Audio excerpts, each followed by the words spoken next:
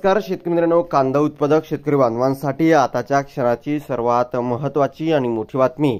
शेतकरी मित्रांनो, केंद्राच्या कांदा खरेदीला या तारखेपर्यंत मुदतवाढ मिळावी की मुख्यमंत्र्यांना किसान मोर्चाचे पत्र। बघू शकता संपूर्ण महत्त्वाचे अपडेट आहे, घडामोड आहे, कांद्याच्या भावाची सद्यस्थिती काय आहे आणि एकंदरीतच या ठिकाणी कांदा खरेदी कशा प्रकारची होणार आहे, नाफेड आणि एनसीएफची संपूर्ण बातमी, संपूर्ण घडामोड आपण या व्हिडिओच्या माध्यमातून जाणून घेण्याचा प्रयत्न करणार आहोत। तर महाराष्ट्रातील तमाम कांदा उत्पादक शेतकरी बांधवांना एकच विनंती आहे, व्हिडिओ शेवटपर्यंत बघा, अतिशय महत्त्वाचा व्हिडिओ जर आवडला तर नक्कीच लाईक करा सांगा। तत्पूर्वी चॅनलवरती नवीन असाल तर माझा शेतकरी युट्यूब चॅनलला सबस्क्राइब करून दुसऱ्याला लाईक करून असं नका, जेणेकरून नोटिफिकेशन तुमच्यापर्यंत पोहोचते। स्क्रीन होऊ शकता। केंद्राच्या कांदा खरेदीला या तारखेपर्यंत मुदतवाढ मिळावी, मुख्यमंत्र्यांना किसान मोर्चाचे पत्र।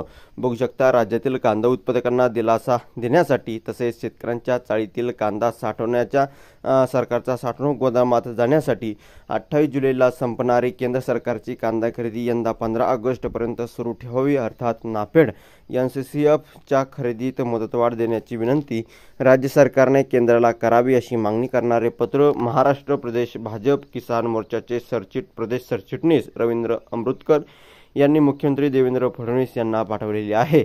एकंदरीत या पत्रात म्हटले आहे की कांदा खरेदी बंद झाल्यावर कांद्याचे भाव कोसळण्याची शक्यता आहे, असे झाल्यास शेतकऱ्यांच्या रोषाला सामोरे जावे लागेल।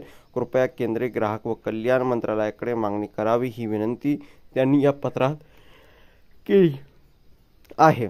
या पत्रात पुढे म्हणले की यंदा कांद्याचे राज्यात विक्रमी उत्पादन या ठिकाणी झालेले आहे। राज्यातील अनेक जिल्ह्यात शेतकऱ्यांना कांदा चाळीत भरलेला आहे। मागील वर्षापेक्षा यंदा महाराष्ट्र सरासरीपेक्षा 20 ते 30% कांदा उत्पादक जास्त आहे आणि एकंदरीतच नाशिक जिल्हा व आंतरराष्ट्रीय पातळीवर कांद्याचे आगार असलेले जिल्हा आहे।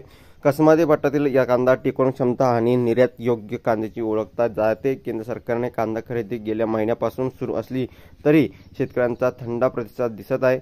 अनेक संस्था शेतकऱ्यांच्या चाळीवर जाऊन कांद्याची खरेदी करत आहे। धन्यवाद।